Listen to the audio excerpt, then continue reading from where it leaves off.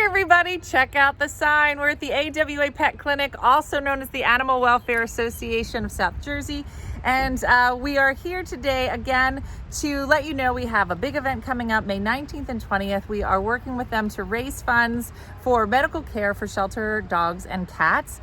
So be sure to register for this event. It's going to be a lot of fun. There's going to be a comedy and some drag queens. You don't want to miss it. Cats and dogs. And I think there's like is it a dog teeny? Cat teeny? Bark teeny. You're gonna love it, all right? But leading up to the event, we wanted to just kind of let you know more about what they do here and the services they provide. And one of the most important things that they provide here, and it's what the majority of almost all the fundraising is going to, is the medical care for the animals that are here. And one of the people that is intrinsically involved in all of that is Dr. Emily. Hey, Dr. Emily. So we are staying socially distant, but enjoying each other's company. So Dr. Emily, who is with you here? This is Miss Petunia. Come here, Petunia. Hey. So Petunia's how old? She's 2 years old. 2 years old, and you said she's getting adopted, right, by her foster family.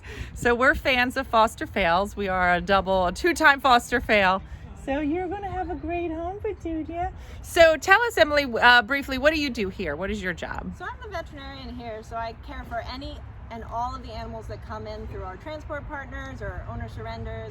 We get them vaccinated, spayed and neutered, and make sure they're all adoptable and healthy. I also cover our clinic, so we also do owned spay and neuter, and we do vaccine clinics for owned animals. Awesome. And so one of the things, hold on, ignore my finger. One of the things that I always get asked since we have fostered and adopted is, in terms of the medical care, I think people, really are nervous about when dogs are coming in through a shelter, like what kind of shape are they in?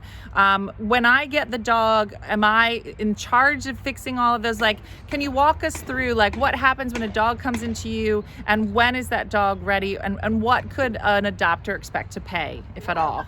That's a really fair question. We get a lot of range of adoptable animals here, and some of them are in pretty rough shape when they come here. But we try our best to get all of them to the most healthy they can be before adopting them out. We do things like surgeries for amputations for legs. Wow. We're gonna have heartworm treatment here. Petunia is a heartworm survivor. She just finished her treatments. So we get them all set through those. We also do dentals. And there was like a whole section of dogs that were getting their heartworm treatment that are in there. Right now. Wow. Yep. Is that, I mean, you always kind of hear heartworm, but it's life-threatening? Like, it's absolutely life-threatening. These guys come in, and if they don't get treated, it will eventually be fatal. The heartworms will grow to the size where they actually can't breathe anymore. Wow. But we get them in time, and they do really well through it, and it's 100% treatable and 100% preventable. And so in general, so you're treating all of these dogs, you're pulling teeth, you're getting them ready. So adopters, are they responsible for any of that financially? No, just in their adoption fee. It's all covered under that. And you guys do an extraordinary amount of medical care. Absolutely. Because you're doing not only dogs that you're adopting out, but also the pet clinic. So what is a rough number, like how many animals are you treating in a year here? So we do about half of our adoptable animals are under extensive medical care, which is about in the 800s. Wow.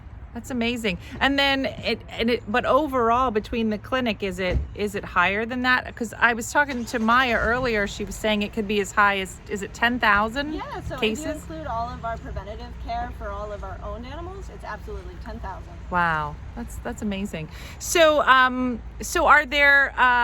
is there any kind of special cases that you can think of that, you got an animal that came through and you just feel really proud of how you were able to kind of help that animal before it was adopted out? Are there? Yeah, we had a great dog come in from Texas. We have a wonderful partner out there who finds dogs for us who are really great personalities, but just needs a little bit more medical care.